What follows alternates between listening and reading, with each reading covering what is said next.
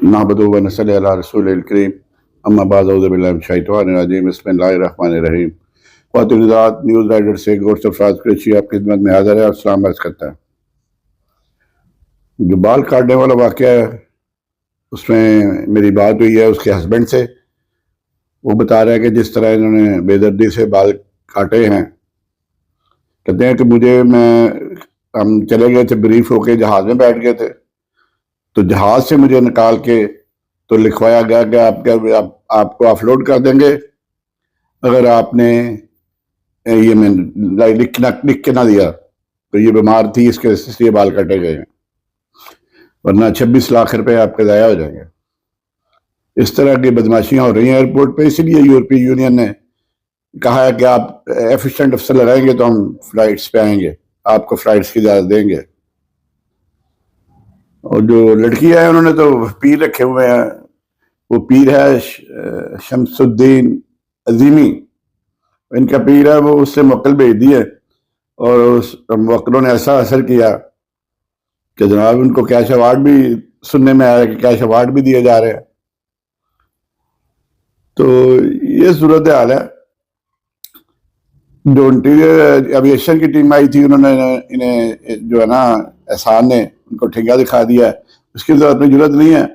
ज़ाहिर है ये डीजी की आशीर्वाद के बगैर नहीं हो सकता, तो उनको तो उन्होंने फारिग कर दिया। उन्होंने कहा जी हमने जो इंक्वायरी करवाई है उसमें खालिद जवेद है, वो खालिद जवेद उससे और एक लड़की आईबी से आई हुई है, वो प्रोबेशन पीरियड पे वैसे रुखसंदा, उसका इन्होंने इंक्वायरी करवा के तो अल्लाह खैर सलाह। उन्होंने अब जो एयरपोर्ट पे मुसाफिर जाएगा वो ध्यान रखे कि उसके बाल काटे जाएंगे, और क्योंकि बाल काटने पे इनाम मिलेगा उनको, तो ये सिलसिला शुरू हो गया है। अब ये सिलसिला कहाँ तक जाएगा और कहाँ जाके रुकेगा ये तो अल्लाह बेहतर जानता है। लेकिन जो मुसाफिर इंटरनेशनल जाए, हैरानगी की बात है, ये कहते हैं जिसको बीमारी थी उसके बाल हमने काटे या कटवाए, किसी डॉक्टर की इनके पास कोई तरीक नहीं है। मेरी डॉक्टर से भी बात हुई है। फिर जब बाल बीमारी के थे, लोहे के कहते हैं बाल बने हुए थे, तो आपने उसको मशीन की स्कैनिंग में क्यों डाला? वो जो बास्केट में रखे हुए बाल थे वो कहां से आ गए? वो उसको स्कैन क्यों किया गया? झूठ के पाँव नहीं होते, जितना मर्जी झूठ बोलते जाओ, लेकिन जब आपको प्रोटेक्ट करने वाले बैठे हैं तो फिर आपको क्या जरूरत है? जो मर्जी करो, वो चहतियों को करना है, उन्हें प्रोटेक्शन करनी है। और पीर साहब बैठे हुए हैं, अजीमी साहब बैठे हुए हैं जो सिर्फ ख्वातीन के पीर हैं। ये सूरत हाल है। शमसुद्दीन अजीमी साहब वो सिर्फ ख्वातीन के पीर हैं और ख्वातीन के लिए मौका छोड़ते हैं।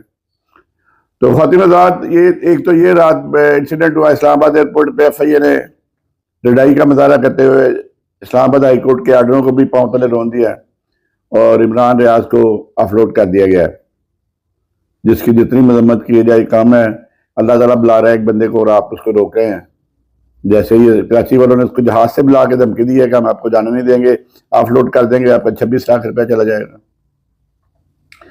इसी तरह आज सुप्रीम कोर्ट में लगा हुआ था पीटीआई की नशिस्तों का मामला, उसमें बड़े अच्छे रिमार्क्स दिए। जस्टिस मुनीबर रहमान ने कहा है कि ये तो ब्लंडर किया है इलेक्शन कमीशन ने।